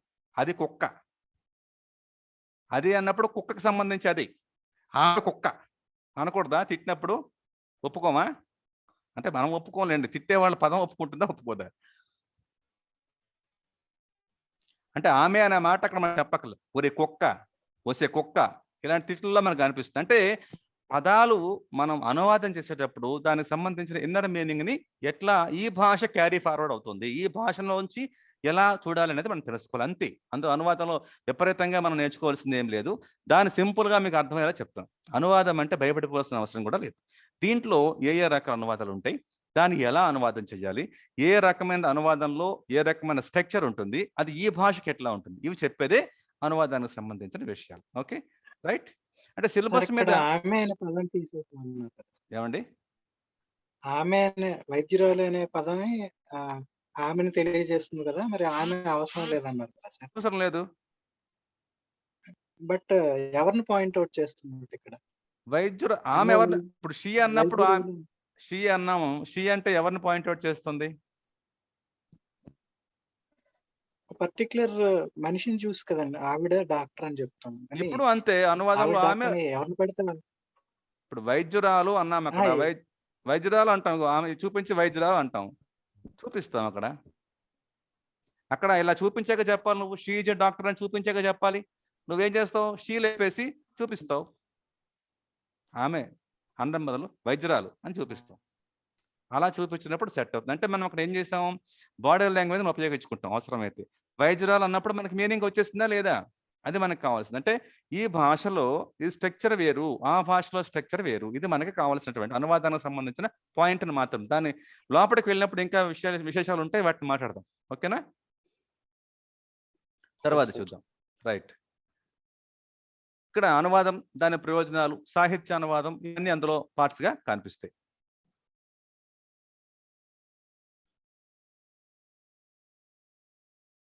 తర్వాతది పేపర్ 1 పార్ట్ బి సాహిత్య చరిత్ర. సాహిత్య చరిత్ర అంటే మీకు తెలిసిందే, సాధారణంగా మీకు తెలిసింది. మీరు దీన్ని చాలా ఈజీగా మీరు గుర్తుపెట్టేసుకోవచ్చు. ఎట్లాగంటే నన్నయ్య ఆది కవి అనుకుందాం ప్రస్తుతానికి. నన్నయ్యకు ముందు ఉన్నది నన్నయ్య పూర్వయుగం, నన్నయ్య తర్వాత ఉన్నది శివకవి యుగం. దీన్ని ఒక ఆర్డర్లో మనం చెప్తాం. శివకవులు అక్కడ ప్రధానంగా ఉంటారు. తర్వాతది తిక్కన వస్తాడు. మనం క్రానలాజికల్ ఆర్డర్లో కనుక రాయగలిగితే ఈ మొత్తం డేటా అంతా మనకి ఈజీగా గుర్తుంటుంది. ముందు సిలబస్ గుర్తుండాలి. నన్నయ్య తీసుకున్నాం అనుకోండి, నన్నయ్యకి ముందు దీన్ని ప్రాక్ నన్నయ్య, నన్నయ్యకి ముందు కాబట్టి ప్రాక్ అంటే ముందు. నన్నయ్య తర్వాత శివకవులు అనేవాళ్ళు వస్తారు. నన్నయ్య శివకవుల తర్వాత తిక్కన వస్తాడు. తిక్కన తర్వాత తిక్కనతో పాటు పోతన కూడా ఉంటాడు. తిక్కన తర్వాత ఎవరు వస్తారు? శ్రీనాథుడు వస్తాడు. ఇక్కడ వస్తారు భజనకి, పోతన ఇక్కడ రాడండి. శ్రీనాథుడి దగ్గర పోతన వస్తాడు. ఓకే, పోతన తర్వాత ప్రబంధాలు వస్తాయి, ప్రబంధ యుగం వస్తుంది. ప్రబంధ యుగం తర్వాత దక్షిణాంధ్ర యుగం వస్తుంది, దక్షిణాంధ్ర యుగం. ఈ మధ్యలో మనకి ఈ శ్రీనాథుడి కాలంలోనే వేమన, అట్లాగే అన్నమయ్య, పోతన దగ్గరకు వచ్చేటప్పటికి పోతన అన్నమయ్య కంపారిజన్, ఇవంతా శ్రీనాథ యుగంలో కొంచెం కనిపిస్తుంది. ఇది ఇలాగే ఉంటుంది సిలబస్ కాలం అంటే చూసుకోండి. ఈ సిలబస్ మనం గుర్తుపెట్టుకోవడం, ఏ కాలంలో ఉన్నాం అంటే ప్రాంగణ యుగం అంటే నన్నయ్య 11, శివకవులు 12, తిక్కన 13, శ్రీనాథుడు 14, 15, ప్రబంధాలు 16, దక్షిణాంధ్ర యుగం 17, 18. 18 తర్వాత మధ్యలో ఒక గ్యాప్ ఉంటుంది. గ్యాప్ తర్వాత 19, 20 శతాబ్దం నుంచి ఆధునిక యుగం అంటాం. ఏమండి గుర్తుంటుందా? ఇప్పుడు నన్నయ్యకి ముందు ఉన్నదంతా ప్రాక్ నన్నయ్య యుగం. నన్నయ్య 11వ శతాబ్దం, శివకవులు 12వ శతాబ్దం, తిక్కన 13వ శతాబ్దం, శ్రీనాథుడు పోతన 14, 10 శతాబ్దం, తర్వాత ప్రబంధ యుగం 16 శతాబ్దం, దక్షిణాంధ్ర నాయకరాజుల యుగం 17 శతాబ్దం, 19, 20 నుంచి ఆధునిక యుగం. ఇది క్రానలాజికల్ ఆర్డర్లో మనం సాహిత్య చరిత్రను విభాగం చేసుకుంటాం. ఇది మీకు సరిగ్గా గుర్తున్నట్లయితే ఆ సిలబస్ కూడా అట్లనే ఫ్రేమ్ చేస్తుంటుంది. దాన్ని మనం దృష్టిలో పెట్టుకుని ఆ సిలబస్లోకి వెళ్తాం. అలా మనం క్లియర్ కట్గా ప్రతి విషయాన్ని అర్థం చేసుకుంటూ ముందుకెళ్ళిపోయే ప్రయత్నం చేద్దాం. ఇక ఇక్కడ దక్షిణాంధ్ర నాయకురాగా వచ్చినప్పటికీ అంటే ముందు ఆల్రెడీ ఉంది. ఇగోండి శ్రీనాథుడు పోతన భక్త కవులు అన్నాడు. అన్నమయ్య గురించి చెప్పేటప్పుడు భక్త కవులు అంటాడు. శివ కవులు అనేది ఇక్కడ వాళ్ళు అందులో ఏ రకాల ఛందస్సులు వస్తాయో అక్కడ మనం డిస్కస్ చేస్తాం. నన్నయ్య కాలంలో నన్నయ్య మహాభారతం చారిత్రక సాహిత్య నేపథ్యం. ఆయన ఎందుకు రాశాడు ఈ వ్యవహారం అంతా కూడా చెప్తుంది. భక్త కవులు, ప్రబంధాలు, ప్రబంధం కావ్యానికి ఉన్నటువంటి తేడాలు కూడా చెప్తాం అక్కడ. తర్వాత ఆధునిక యుగం ఇక్కడికి వచ్చినప్పటికి దక్షిణాంధ్ర నాయకరాజులకు వచ్చినప్పటికి సాహిత్యంలో మనకి కవయిత్రులు వస్తారు, సాహిత్య ప్రక్రియలు వస్తాయి. యక్షగానము, గద్యము, పద్యము ఇవన్నీ కూడా అప్పుడు మనం డిస్కస్ చేస్తాం. తర్వాత అంటే మనకి 19, 20 శతాబ్దానికి వచ్చేటప్పటికి ఆధునిక అనే మాటను తగిలిస్తాం. అందులో కూడా నవల ఇవంతా ఆంగ్ల సాహిత్య ప్రభావం వల్ల వస్తుంది. ఆంగ్ల సాహిత్య ప్రభావం వల్ల ఏమొస్తుంది? ఆంగ్ల సాహిత్య ప్రభావం వల్ల ఏమొస్తుందండి? నవలలు వస్తాయి. ఆధునిక తెలుగు సాహిత్యం వస్తుంది. నవలలు వస్తాయి, కథలు వస్తాయి, నాటకం వస్తుంది, నాటకం వస్తుంది, కవితలు వస్తాయి, అనేక రకాల రూపాలు వస్తాయి. అయితే నాటకం అప్పుడు కూడా ఉంది, తర్వాత కూడా ఉంది, కొంచెం తేడా ఉంటుంది. నవల అనేది కొత్తగా కనిపిస్తుంది, కథ ఎప్పటి నుంచో ఉంది. నాటకం అనేది మనకి 1 యాక్ట్ ప్లే, ఏకాంకిక ఇట్లాంటివన్నీ ఇందులో యాడ్ అవుతూ ఉంటాయి. అంటే ఆంగ్ల సాహిత్య ప్రభావం వల్ల వచ్చిందంతా కూడా ఆధునిక సాహిత్యం అనే దాంట్లో మనం చెప్తాం. దాంట్లో భాగంగా సాహిత్యంలో ఉద్యమాలు వస్తాయి. కొంత ఉద్యమం అంటే ఏమిటి అంటే కొంతమంది గ్రూప్ అంతా కలిపి దానికి సంబంధించినటువంటి సంఘ సంస్కరణ, జాతీయోద్యమం. అంటే అప్పటికి మనకి ఫ్రీడమ్ స్ట్రగుల్ స్టార్ట్ అవుతుంది. దాని నేపథ్యంలో కొంత భావకవిత్వం. ఇక్కడ భావకవిత్వంకి వచ్చేటప్పటికి కృష్ణశాస్త్రి లాంటి వాళ్ళు వస్తారు. అంటే విసుగెత్తిపోయిన వాళ్ళు కొత్తగా ఆలోచించేటువంటి దృక్పథం అంతా ఇక్కడ కనిపిస్తుంది. ఈ నేపథ్యంలో మనకి అన్ని అయిపోయిన తర్వాత జానపదులు అంటే పల్లెటూరుకు సంబంధించిన వాళ్ళు, వాళ్ళ సాహిత్య విభాగం ఇందులో కనిపిస్తుంది. ఇది పేపర్ 1కి సంబంధించిన మొత్తం విషయం అండి. ఏమండి ఇందులో డౌట్స్ ఏమైనా ఉన్నాయా? ఆధునిక దీంట్లో భాగంగా దిగంబర కవులు ఇవన్నీ కొంచెం కొత్తగా అనిపిస్తాయి మీకు, అవి అక్కడ డిస్కస్ చేద్దాం. ఇప్పుడు మీకు సిలబస్ లో పేపర్ 1కి సంబంధించిన డౌట్స్ ఏమైనా ఉన్నాయా? సిలబస్ లో వరకే, మిగతా తర్వాత చూద్దాం.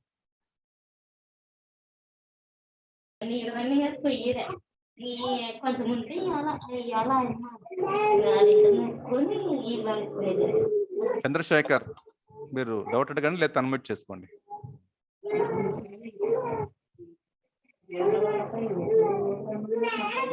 చంద్రశేఖర్ ప్లీజ్.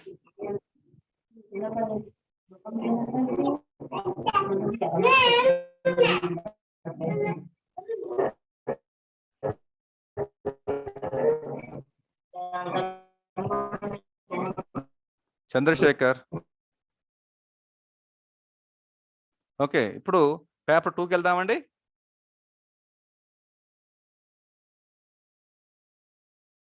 ఏమంటే ఎవరికైనా డౌట్స్ ఉన్నాయా?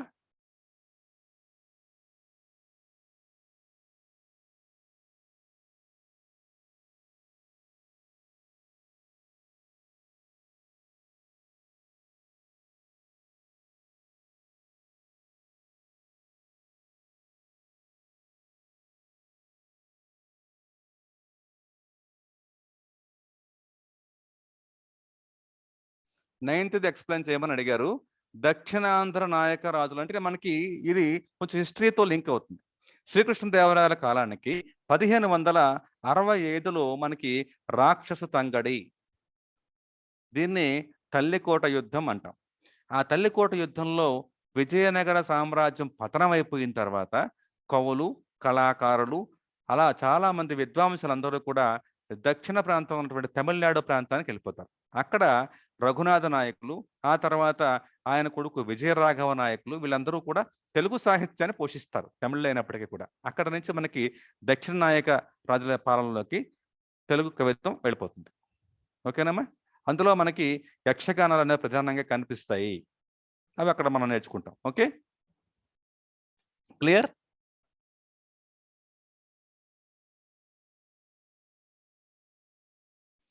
తర్వాత రెండో పేపర్లోకి వెళ్దాం. ఇందులో టెక్స్ట్ బుక్స్ ఉంటాయండి. మొత్తం 15 టెక్స్ట్ బుక్స్ ఉంటాయి. ఇది 250 మార్క్స్కి. 250 మార్క్స్కి 15 టెక్స్ట్ బుక్స్ చదివినట్లయితే మనం 250 మార్క్స్కి ఆన్సర్ చేయగలుగుతాం. పేపర్ ప్యాటర్న్ ఎలా ఉంటుంది అంటే, ఏమండి ప్లీజ్, 15 టెక్స్ట్ బుక్లు 250 మార్క్స్కి ఈ పేపర్ 2 మొత్తం కలిపితే 250 మార్క్స్కి, పేపర్ 1 250 మార్క్స్. ఇందులో కూడా మనకి వ్యాఖ్యానాలు అనేవి ఉంటాయి. అవి కంపల్సరీ 50 మార్కులకు ఉంటాయి. అది 1, ఇంకొకటి 5, ఇది ఒక 50 మార్కులు. టోటల్గా వ్యాఖ్యానాలు 100 మార్కులకు ఉంటాయి. 250లో 100 మార్క్స్ వ్యాఖ్యానానికి ఉంటాయి. అంటే పద్యాలు కానీ, కవిత్వం సంబంధించిన కవిత్వ పంక్తులు కానీ, లైన్స్ కానీ ఇచ్చి వ్యాఖ్యానం చేయమంటాడు. అది కూడా చాలా సింపుల్, ఇబ్బంది పడాల్సిన అవసరమే లేదు. ఇందులో కొన్ని అంశాలు ఉన్నాయి, అవి మీకు కొంచెం కొత్తగా అనిపిస్తే వాటిని మనం చాలా సింపుల్గా చెప్పడానికి ప్రయత్నం చేస్తాం. ఓకే, అవి అక్కడ మనం చెప్పే ప్రయత్నం చేద్దాం. ఇప్పుడు మనం చెప్పుకుంటూ వెళ్తే మనకున్న సమయం 1 అవర్ కాబట్టి ఇంకొక పావు గంటలోనే ముగించే అవకాశం ఉంటుంది. అందువల్ల సాధ్యమైనంత వరకు మీకు ఈ సెకండ్ పేపర్కి సంబంధించి వ్యాఖ్యానాల్లో ఏమిటి ఉంటాయి మీరు చదువు.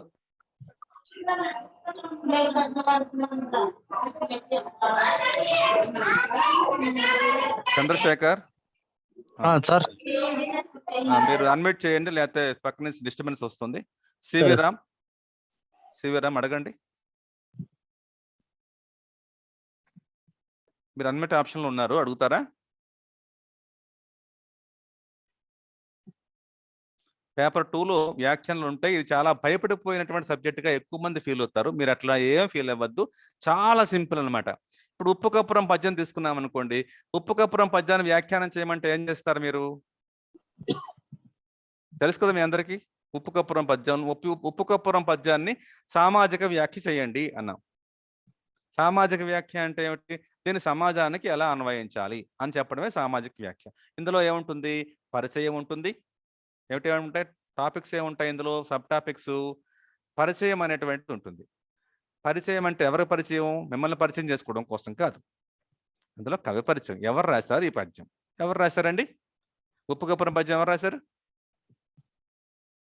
అండి? వేమన గురించి మీకు ఇన్ఫర్మేషన్ ఏముంటుందో అది రాస్తారు. ఉప్పు కప్పురం పద్యం వేమన శతకంలోది. ఓకేనా? ఇది రాసింది ఎవరు? వేమభూపాలుడు అని రాస్తాం. ఇది పరిచయం అనుకుందాం. సింపుల్ గా చెప్పడం కోసం మాత్రం చెప్తున్నాను, ఉదాహరణ కోసం ఇది. ఇక రెండవది ఏమిటి? సందర్భం. పరిచయం తర్వాత ఏం రాయాలి? సందర్భం రాయాలి. ఏ కాంటెస్ట్ చెప్పాడు? చెప్పాడండి? ఏ సందర్భం చెప్పాడండి ఇది ఉప్పు కప్పురం పద్యం? దీని భావం ఏమిటి? దీనికి సామాజిక వ్యాఖ్య ఏమిటి? ఇంతే రాయాలండి. సందర్భం ఏమిటి? మనుషులు ఎలా ఉంటారో చెప్పాడు.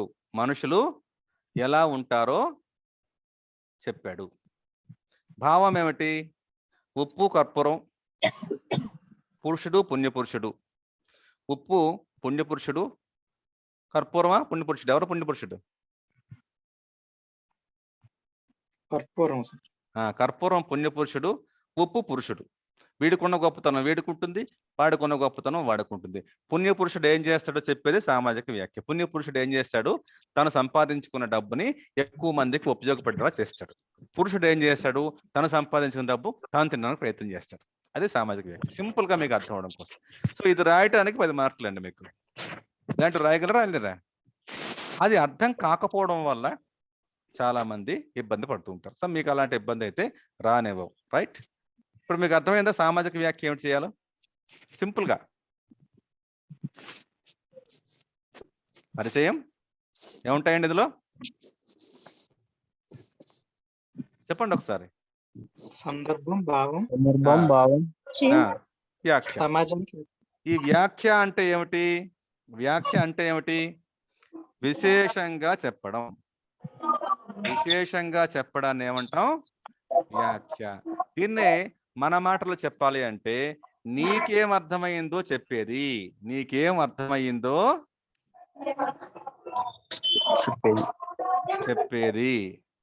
నీకేం అర్థమైందో చెప్తే అది వ్యాఖ్య అవుతుంది. కామెంట్ అంటాం దాన్ని. కామెంట్ చేయటం. అది నీకు వ్యతిరేకం కావచ్చు, అనుకూలము కావచ్చు, రెండు కూడా ఉండొచ్చు. ఓకే, ఇప్పుడు మీకు వ్యాఖ్య అంటే ఏమిటో తెలిసిందండి? చంద్రశేఖర్ గారు మీరు అన్మ్యూట్ ఆప్షన్ చేసుకోరా? కాసేపు డౌట్స్ ఉంటే చాట్ బాక్స్ పెట్టండి. ఇప్పుడు మీకు అనువాదంలో ఎలాగైతే ఉందో ఇక్కడ కూడా ట్రాన్స్లేషన్ లాగా అనిపిస్తుంది. కొంచెం మీకేం అర్థమైంది తెలియాలి. అక్కడ ఆ భాషకి అది సరిపోయిందా లేదా, ఆ పద్యానికి అది సరిపోయిందని చెప్తే చాలా వ్యాఖ్యానం అయిపోయినట్టు. అది కొంచెం డెప్త్లోకి వెళ్ళినప్పుడు కొంచెం అది కొంచెం లోపలికి వెళ్ళినప్పుడు చెప్తాం విశేషాలన్నీ కూడా. రైట్, మళ్ళీ ముందుకు వెళ్దాం. ఇందులో నన్నయ్యకు సంబంధించినటువంటిది దుష్యంత చరిత్ర ఉంటుంది. ఇందులో ఇవి పద్యాలు. ఈ పద్యాల్లో మనకి 23 పద్యాలు మాత్రమే ఏ రకమైనటువంటి వ్యాఖ్యకి ఇవ్వడానికి అవకాశం ఉంటుంది. అంటే ఎన్ని పద్యాలు ఉన్నప్పటికీ కూడా మనం ఖచ్చితంగా చూడాల్సిన పద్యాలు 23. ఈ టెక్స్ట్ బుక్ ని మనం ఎప్పుడూ కూడా 2 to 3 టైమ్స్ చదవాలి. అది గుర్తుపెట్టుకోవాలి. చదివే విధానం మీకు ఖచ్చితంగా చెప్తాం. దాంట్లో ఏ ఏ పాయింట్స్ ఉంటాయో చెప్తాం. ఆ పైన మీరు చదివితే మీకు పూర్తిగా అర్థమయ్యే అవకాశం ఉంటుంది. అట్లాగే తిక్కనకు సంబంధించి కృష్ణరాయబారం. కృష్ణరాయబారం అంటే అంబాసిడర్ అవటం ఎలా, రాయబారత్వం ఎలా చేయటం, శ్రీనాథుడు అనేవాడు గురునిధి అనేటువంటి కథకు సంబంధించిన విషయం ఉంటుంది. ఇవన్నీ సుమారుగా మనకి పద్యాలకు సంబంధించి ఉంటుంది. ప్రతి దాంట్లో కూడా 20 నుంచి 25 పద్యాల వరకు మనం చూడవలసి ఉంటుంది వ్యాఖ్యానాలకు సంబంధించింది. అది చాలా కష్టపడిపోవాల్సినటువంటి అవసరం ఏం లేదు. దాంట్లో కొండ గుర్తులు ఉంటాయి, కొన్ని బండ గుర్తులు ఉంటాయి. వాటిని పట్టుకుంటే ఆ పద్యం ఎక్కడ ఉందో ఏముందో మనం చెప్పగలుగుతాం. ఇబ్బంది పడాల్సిన అవసరం. అట్లాగే పెంగిళ్ళ సూర్యుడు అనే అతను ప్రబంధ యుగానికి సంబంధించిన వాడు. ఆయన రాసినటువంటి కళా పూర్ణోదయంలో ఒక చిన్న ఘట్టం, అందులో 4వ ఆశ్వాసంలో ఏ పద్యం నుంచి ఏ పద్యం వరకు ఉంటుంది. తర్వాత మొల్ల రామాయణం. మొల్ల అనే ఆవిడ తెలుగు కవయిత్రి, రామాయణం రాసింది కాబట్టి ఆమె రాయడం వల్ల మొల్ల రామాయణం అయింది. ఇందులో కూడా సుమారుగా 100 పద్యాల వరకు ఉంటాయి. అందులో మనకి 25 పద్యాల లోపు వ్యాఖ్యానం చదువుతాం. అంటే సుమారుగా ఒక 150 పద్యాల వరకు మ్యాక్సిమం అనుకో 150 పద్యాలు మనం చూస్తాం. దాన్ని కంఠస్థం పెట్టాలా అని అడగండి. కంఠస్థం పెట్టక్కర్లే. దాన్ని పద్యం చూడగానే మనం భావం తెలుసుకునేటువంటి పరిస్థితి వస్తే చాలు. దాని వ్యాఖ్యానం ఎలా చేయాలో తెలిస్తే ఇంకా బెస్ట్. తర్వాత కాసుల పురుషోత్తమ కవి అనే అతను ఆంధ్రనా శతకం అనేది రాశాడు. ఇది శేష పద్యాలతో ఉంటుంది. శేష పద్యం భయపడవలసిన అవసరం లేదు. ఇది ఈజీగా మనకు తెలిసిపోతుంది కూడా వ్యాఖ్యానికి ఇస్తే. ఎందుకంటే చివరి 2 లైన్లు మనకి ఈజీగా తెలుస్తాయి. చిత్ర చిత్ర ప్రభావ దాక్షిణ్య భావ హత విమత జీవ శ్రీకాకుళాంధ్రదేవ అని ఉంటుంది. అందువల్ల ఇది ఈజీగా మనం ఐడెంటిఫై చేసేసి వ్యాఖ్యానం ఇచ్చిన రాసిపడేయచ్చు. కామన్గా ఇందులో కొన్ని పడిగట్టు పదాలు ఉంటాయి. పడిగట్టు పదాలు అంటే కామన్ వర్డ్స్ అన్నమాట. అలాంటివి ఇందులో ఉంటాయి కాబట్టి దాన్ని కూడా మనం గుర్తుపెట్టుకోవచ్చు. తర్వాతది గురజాడ అప్పారావు. మీరు ఎలా చదవాలి? ఇప్పుడు ఇంత సాహిత్యాన్ని చదివేటప్పుడు ఇది సెక్షన్ బికి సంబంధించింది. ఇందులో 3, 4, 5, 6, 7, 8, 9 ఆధునిక టెక్స్టులు ఉంటాయి. ఆ పైన చెప్పినవి 6 ఇవి ప్రాచీనమైనటువంటి టెక్స్టులు. ఇవి ప్రాచీన సాహిత్యానికి సంబంధించింది, ఇదేమో మోడర్న్ సాహిత్యానికి సంబంధించింది. కాబట్టి మీరు చదివేటప్పుడు ఈజీ నుంచి చదవండి. ఈజీ ఏమిటి? గురజాడ అప్పారావు కథలు కదా, ఇవి కథలు కాబట్టి ఈజీగా ఉంటుందా ఉండదా? కాబట్టి ఈజీ చదువుకోవచ్చు. ఇక్కడి నుంచి మొదలుపెట్టిన ఇది ఫస్ట్ అనుకోండి. తర్వాత ఈజీగా ఏదనిపిస్తుంది మీకు? నవల, అల్పజీవి అనేది నవల కాబట్టి సెకండ్ దీన్ని చదవండి. మీకు చెప్పేటప్పుడు ఇలా చెప్తాం. ముందేమో కథలు చెప్తాం. కథలు చెప్పడానికి మాకు ఈజీగా అనిపిస్తుంది, మీకు వినడానికి అట్రాక్టివ్గా అనిపిస్తుంది. ఓకే, కథలు, తర్వాత నవల. అది అయిపోయిన తర్వాత ఇది నాటిక నాటకం కూడా అనొచ్చు దీన్ని. నాటకంలో పాత్రధారి ఇది థర్డ్కి ఇస్తాం. ఆ తర్వాత నుంచి అన్ని ఒకటే మీకు. తర్వాత సినారెడ్డి అట్లా మనం చదువుకుంటూ వెళ్తాం. ఆధునిక సాహిత్యం చదివితే మనకు కొంచెం ఈజీగా అనిపిస్తుంది. ఎప్పుడు కూడా మనం కష్టపడిపోవడానికి ఇష్టపడకూడదు. మనం సులువుగా స్టార్ట్ చేయాలి. అప్పుడు మనం దాన్ని అట్రాక్టివ్గా రిసీవ్ చేసుకుంటాం. మొదటే కష్టం అనిపించి దిగబెట్టిపోయాం అనుకోండి, కింద పడిపోతాం. అందువల్ల ఇట్లా ఇవన్నీ కూడా టెక్స్ట్ బుక్స్. ఈ టెక్స్ట్ బుక్ చదవాల్సిన అవసరం కూడా ఉంటుంది. అయితే ఒకసారి ఎలా చదవాలో చెప్తాం, దానికి సంబంధించిన విషయం చెప్తాం, ఏ అంశాలు అందులో ఉంటాయో చెప్తాం. అప్పుడు మీరు చదివితే మంచిగా మీకు అర్థమవుతుంది. మీకు అన్లిమిటెడ్ ఉంది కాబట్టి లాంగ్ టర్మ్ వరకు మీరు తీసుకోవచ్చు కాబట్టి మీకు ఎక్కడైనా సరే డౌట్స్ వచ్చినా సరే ఖచ్చితంగా మీకు గైడెన్స్ అనేది ఉంటుంది. అందువల్ల ఇవన్నీ కూడా టెక్స్ట్ బుక్. దేవులపల్లి కృష్ణశాస్త్రికి సంబంధించిన కృష్ణపక్షం ఉంటుంది, ఆంధ్ర ప్రశస్తి, గబ్బిలం, మహాప్రస్థానం, కర్పూర వసంతరాలు ఇవన్నీ కూడా టెక్స్ట్లు. ఇవి కృష్ణపక్షంలో ఈ ఊర్వశి ప్రవాసం అనేది 2 తీసేగా మిగిలినటువంటిది సుమారుగా ఒక 50 కవితలు ఉంటాయి. ఇందులో 50 కవితల్లో మనం 20 కవితల వరకు చూసి సరిపోతుంది. అలా కర్పూర వసంతరాలు కొంచెం చదవాల్సి ఉంటుంది. గబ్బలంలోంచి మొదటి 20లోంచి ఎక్కువగా వ్యాఖ్యానానికి ఇస్తున్నాడు. ఇది చాలా ఈజీగా ఉంటుంది. అందువల్ల మీకు 3rd ఆప్షన్ తర్వాత 4th ఆప్షన్ కావాలంటే గబ్బలం పెట్టుకోండి. ఇలా మనం ఈజీని చదివితే తెలుగు సాహిత్యం ఇంకా బాగా చదవాలనిపిస్తుంటుంది. ఆ నేపథ్యంలో సిలబస్ని ముందు అవగాహన చేసుకోవాలి. ఆ నేపథ్యం మనకి చాలా అవసరం. వేగంగా చదువుకోవడానికి అవసరం ఏర్పడుతుంది. ఇప్పుడు మనకి పేపర్ ఎలా చూస్తాము? 250 మార్కులు పేపర్ 1 మనం రాయవలసింది 3 గంటలు. పేపర్ 2 కూడా అంతే, మొత్తం మార్కులు 500. గమ్మత్ చూడండి, ఇక్కడ గమ్మత్ అనిపిస్తుంది చూడండి.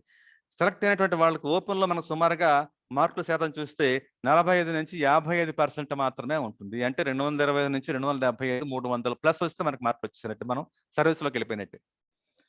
అంటే అంత కష్టమా అండి అంటే అంత కష్టం కాదు. సరిగ్గా అర్థం చేసుకుని రాయలేకపోతున్నారు. సరైనటువంటి గైడెన్స్ లేకుండా పోతుంది. ఎక్కువ ఓపిక ఉండాలి. ఇది గుర్తుపెట్టుకోండి, ఓపిక ఉండాలి. సివిల్ సర్వీసెస్ అంటేనే ఓపిక. ఎందుకండి, అది 1 year process. Prelims, mains, interview, తర్వాత రిజల్ట్. ఇదంతా మినిమం 1 year పడుతుంది. 1 year మీరు వెయిట్ చేయలేకపోతే ఈ పరీక్షలోకి మీరు రావడానికి ఇబ్బంది పడతారు. వెంటనే ఇన్స్టెంట్ కాదు. 1 year ప్రాసెస్లో కూలంకషంగా సమర్థవంతంగా సాధన చేసుకుంటూ ముందుకెళ్ళాలి. ఇది ఒక స్ట్రాటజికల్గా మనం ఆర్డర్గా ఏది ముందు చదువుకోవాలి, ఏది బాగుంటుంది అనేది. దీనికి రెఫరెన్స్ బుక్స్కి ఏమి కావాలి? ఇప్పుడు చాలా మందికి రెఫరెన్స్లు ఇచ్చేయాలి. రెఫరెన్స్ ఇచ్చి సెండ్ చేసేస్తారు, చదివేస్తారు. అర్థం అవుద్దా మీకు? ఏమండి, అర్థం అవ్వడం కొంతవరకు అర్థమవుతుంది. ఏమిటి రెఫరెన్స్లు ఇవ్వచ్చు? బేసిక్ రెఫరెన్స్లు ఏమిటి అంటే సాహిత్య చరిత్ర, తెలుగు సాహిత్య సమీక్ష అని పెట్టుకుని ఒకటి. ఇది చూపిస్తాను, మీకు బుక్ చూపిస్తాను. ఇది బేసిక్ బుక్ అనమాట. ఇందులో 2వ సంపుటం మీకు ఉంది, ఫస్ట్ సంపుటం కూడా ఉంది. ఇది బేసిక్ బుక్, తెలుగు సాహిత్య చరిత్రకు సంబంధించిన బేసిక్ బుక్. ఇది తెలుగు సాహిత్య సమీక్ష, ఆచార్య G Nagaiah, doctor G Nagaiah. ఇది బేసిక్ బుక్. ఇది చదివితే మీకు సాహిత్యం మీద కొంత పరిశోధనాత్మకమైన దృక్పథం వస్తుంది. తర్వాతది మీకు సివిల్ సర్వీసెస్ సంబంధించి హైదరాబాద్ స్టడీ సర్కిల్ బుక్ ఉంటుంది. ఈ బుక్ మీరు ఎప్పుడైనా మీకు బోర్ కొట్టడం చదవండి.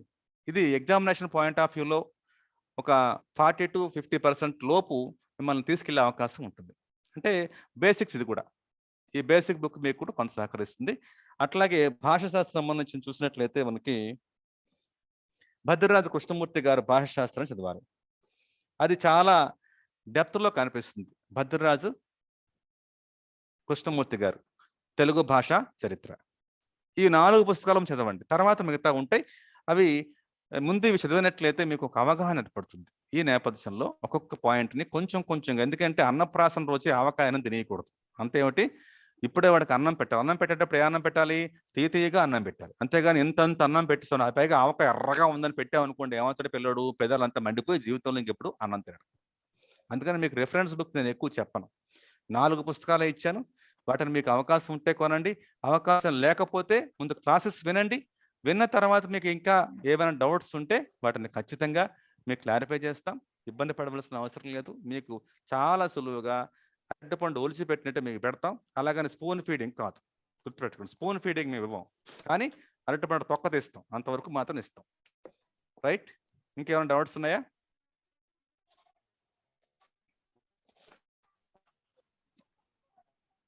రేపటి నుంచి మిగతా విషయాల్లో వెళ్తాం. ఒక్కొక్క అంశం నుంచి మాట్లాడుతూ ఉంటాం. మధ్యలో మీరు మాట్లాడుతూ ఉండాలి. మీకు ఎక్కడ డౌట్ వచ్చినా సరే సార్ అని మీరు అన్మ్యూట్ ఆప్షన్ మీకు ఆటోమేటిక్గా ఉంటుంది. వెంటనే మీరు మాట్లాడచ్చు.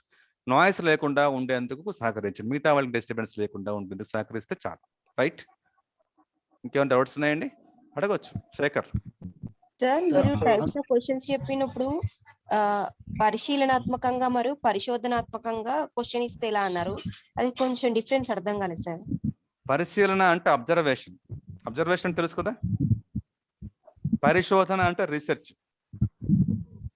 సార్ పరిశీలనకు తక్కువ టైం పడుతుంది, పరిశోధనకి ఎక్కువ టైం పడుతుంది కదా సార్. ఇప్పుడు మామూలుగా క్వశ్చన్ ఆన్సర్ రాసినప్పుడు అందులో ఏం చూపించాలంటే మామూలుగా అంటే ఎవాల్యుయేట్ చేసే అతనికి పరిశీలన అంటే ఎలాంటి ఆన్సర్ వచ్చేటట్టు, పరిశోధన అంటే ఎలాంటి ఆన్సర్ వచ్చేటట్టు ఇవ్వాలి? పరిశీలన అంటే ఒక 2-3 రకాల విషయాల్ని డేటా అన్నమాట. 2-3 రకాల విషయాల్ని చూసి ఇది బెటర్ అని చెప్తాం. పరిశోధన అంటే 5-6 అంశాలతో కూడినటువంటివి, దానికి సంబంధించి అంతకుముందు ఎవరు రీసెర్చ్ చేసి ఉన్నారో ఆ బ్యాక్గ్రౌండ్ చెప్తాం. అర్థమైందమ్మా? Okay sir. అంటే అంతకు ముందు ఉన్న వాళ్ళని చెప్తే పరిశోధన, అంతకుముందు ఇంతవరకు రీసెర్చ్ వచ్చింది, తర్వాత దాని ఎక్స్టెన్షన్ రావాలి, లేదా ఎంతకంటే బెటర్ ఇలాంటి పరిస్థితులు ఉండొచ్చు అని మనం గెస్ చేయొచ్చు కూడా. పరిశోధించడం అన్నప్పుడు, పరిశీలించడం ఉన్న డేటాని 8 రకాలు డివిజన్ చేసాము అది చెప్పడం. తర్వాత Shekhar and Simha. Sir mains answer writing practice చేశారు కదా మీరు క్లాస్ చెప్పిన తర్వాత, ఐ మీన్ టెస్ట్లు కానీ ఇలాంటి పెడుతూ ఉంటారు కదా, అవి మీరు ఎలా కరెక్షన్ చేస్తారు? అంటే పీడిఎఫ్ లో మేము పంపిస్తే కన్నా ఇది ఫీడ్బ్యాక్ అనేది మాకే చెప్తారా? యాక్చువల్గా మీకు ప్రతిరోజు కూడా ఒక క్లాస్ అయిన వెంటనే దానికి కొన్ని ప్రశ్నలు ఇస్తాం. ఆ ప్రశ్నల్ని మేము ఎలా రాయాలో కూడా చెప్తాం. దాన్ని మీరు సాధన చేసుకోవటం. ఓకేనండి? ముందు ప్రిలిమ్స్ మీరు అవ్వగొట్టడం ఆ టాస్క్ వేరే ఉంటుంది. దీంతో మీకు లాంగ్ టర్మ్ రన్లో ప్రతి పాయింట్ని మీకు చెప్తూ ఉంటాం కాబట్టి దానికి సంబంధించి ఎలా ప్రిపేర్ అవ్వాలో చెప్తాం, ఏ ప్రశ్నలు వస్తే చెప్తాం, దాన్ని సాధన చేయాలి మీరు. దానికి సంబంధించి ఇంకా మీకు వివరాలు కావాలంటే సురేష్ సార్ని అడగండి. తెలుగు ప్రాచీనమైన భాష సంస్కృతం. తెలుగు సంస్కృతంలో ఏది ప్రాచీన భాష సార్?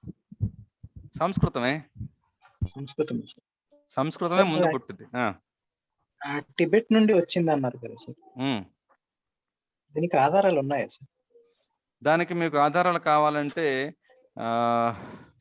బాలగంగాధర్ తిలక్ సంబంధించినటువంటి ఒక బుక్ రాశాడు, దాని పేరు నాకు గుర్తులేదు. దాన్ని బేస్ చేసుకొని కనుక మనం చదివినట్లు, హిస్టరీ బుక్, తెలుగు బుక్ కాదు అది, జస్ట్ ఇన్ఫర్మేషన్. మీకు అది అంత డెప్త్కి అవసరం లేదు. ఆర్యులు అనేవాళ్ళు అక్కడి నుంచి వచ్చారు అనేటువంటిది ఒక ఆర్గ్యుమెంట్ అంతే. అది అవునా కాదా దాని మీద డిస్కషన్ చాలా ఉంది, ఒక ఆర్గ్యుమెంట్ అది. ఓకేనా? తిరుపతి శేఖర్ చెప్పండి. తర్వాత తెలుగు సంస్కృతం ఇప్పుడు రెండిట్లోనే పాండిత్యం కవులు ఉన్నారా సార్? మన తెలుగులో కూడా ప్రాచీన కవులు చాలా మంది ఉన్నారు. ప్రతాపరుద్రుడు యశోభూషణం రాశాడు.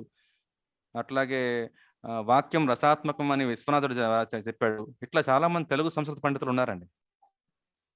తెలుగు సంస్కృతం ఉన్నారు, తెలుగు కన్నడ ఉన్నారు, తెలుగు తమిళ ఉన్నారు. సార్ ఇంకొకటి డౌట్ సార్, ఇప్పుడు మనం తెలుగులో ప్రకృతి వికృతి అంటాం కదా సార్, అంటే ఏంటి సార్? వికృతి అంటే ఏంటి సార్? మీరేమనుకుంటున్నారు ముందు చెప్పండి. సంథింగ్ అవి వాడుక భాషలు కానిదిలా ఉంటుంది. ప్రకృతి అంటే సాంస్క్రిట్ వర్డ్, గుర్తుపెట్టుకునే మాట. ఆర్ ప్రాకృత పదం, ప్రాకృతం కానీ సంస్కృతం కానీ అవుతుంది. వికృతి అంటే దాని నుంచి మోడిఫై చేసి అనలేకపోవటం వల్ల వచ్చినటువంటి పదం అయి ఉంటుంది, లేదా కొన్ని ప్రత్యయాలు పోయి ఉంటాయి. ఇప్పుడు ఉపాధ్యాయుడు అనే పదం తీసుకుందాం. ఉపాధ్యాయుడు అనే పదం తీసుకుంటే ఇది సాంస్క్రిట్ వర్డ్. దీనికి వికృతి ఏమిటి? ఇంత అనలేకపోతున్నారు, దాన్ని వజ్జ అన్నారు.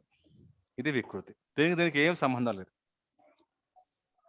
ఆకాశము ఉందనుకో, ఆకాశం అనేది ఆకాశం అనేది సంస్కృత పదం. దీన్ని అకసం అనే మాటతో తెలుగంటాం. అంటే ఏమైంది? దీని నుంచి ఇది పుట్టింది.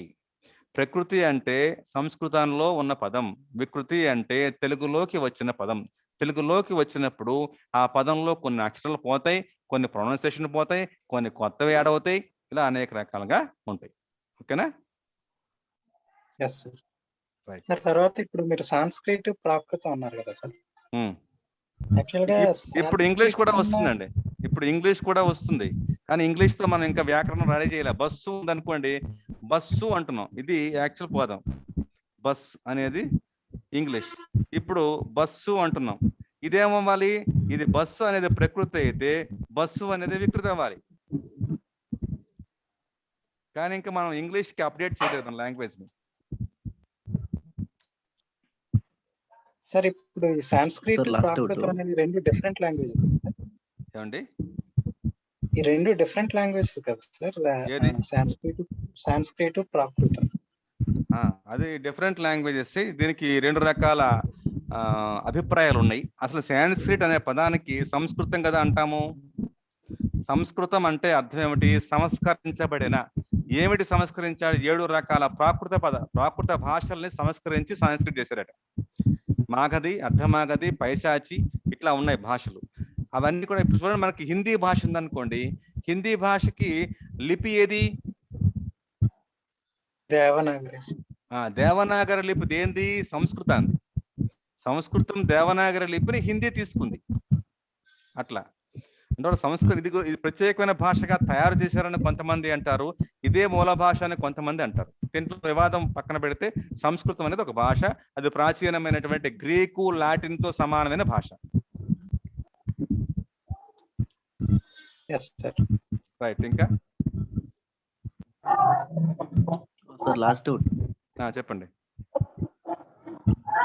సార్ మహాప్రస్థానం అనే జాషువా గానీ కొన్ని పద్యగేయాలు ఉన్నాయి కదా. ఐ మీన్ మహాప్రస్థానంలో లాస్ట్ లో అదే జగన్నాథుని రథచక్రాలు ఇవి కొన్ని ఉన్నాయి కదా. వాటిలో అనేకమైన దృష్టిలతో అది యూపీఎస్సీ ప్రశ్నలు అడగడం జరుగుతుంది. వాటిని ఎలా క్యాచ్ చేయాలి అనేది అర్థం కావట్లేదు. దాదాపు నేను నోట్ చేసుకునే దాంట్లో ఒక 15 to 20 దాకా వచ్చాయి సార్. సామాజిక దృష్టి కానీ, శ్రీకోణ దృష్టి కానీ, నెక్స్ట్ వచ్చి అభ్యుదయ సాహిత్యానికి అది ఆ ట్రెండ్ అనేది ఎలా పట్టుకోవాలి పూర్తిగా అది ఒక ఐడియా రావట్లేదు సార్. అంటే అక్కడ దేశ చరిత్రలో ఒకటి, జగన్నాథ రథచక్రాల ఒకటి చాలా పెద్దగా ఉండేటువంటి పోయమ్స్ అవి, ఖండికలు అంటాం వాటిని. వాటిలో చాలా విస్తారమైనటువంటి విషయం ఉంటుంది. అందులో ఉన్న విషయాన్ని ముందు మనం అర్థం చేసుకోవాలి. అందులో ఏం చెప్పదలుచుకున్నాడు, అందులో కవి భావన ఏమిటి అనేది మనకు అర్థమైతే దాన్ని ఎక్కడెక్కడ ఏ దేశాలతో దాన్ని కంపేర్ చేశాడో తెలుసుకోవాలి. తెలుసుకునేటప్పుడు ఆ విషయాన్ని అప్పుడే మన దేశంలో ఉన్న పరిస్థితి ఏమిటో దాంతో కూడా అన్వయింప చేసుకోవాలి, అప్లై చేసుకోవాలి. అప్పుడు మనకి వాస్తవం ఏంటో తెలుస్తుంది. అంటే సార్ ఇప్పుడు ఫర్ ఎగ్జాంపుల్ 2022లో ఇది ప్రిలిమ్స్ క్లియర్ అయ్యి మెయిన్స్ దగ్గరికి వెళ్ళాం అనుకోండి, ఆప్షనల్ కిందకి వెళ్తాం. అప్పుడు జరిగిన కరెంట్ అఫైర్స్ తో లింక్ చేసుకొని అక్కడ సామాజిక దృష్టి కానీ కొన్ని దృష్టిలు ఉన్నాయి కదా సార్, ఆ లింక్ తో బేస్ చేసి ఆన్సర్ రాయాల్సి ఉంటుందా?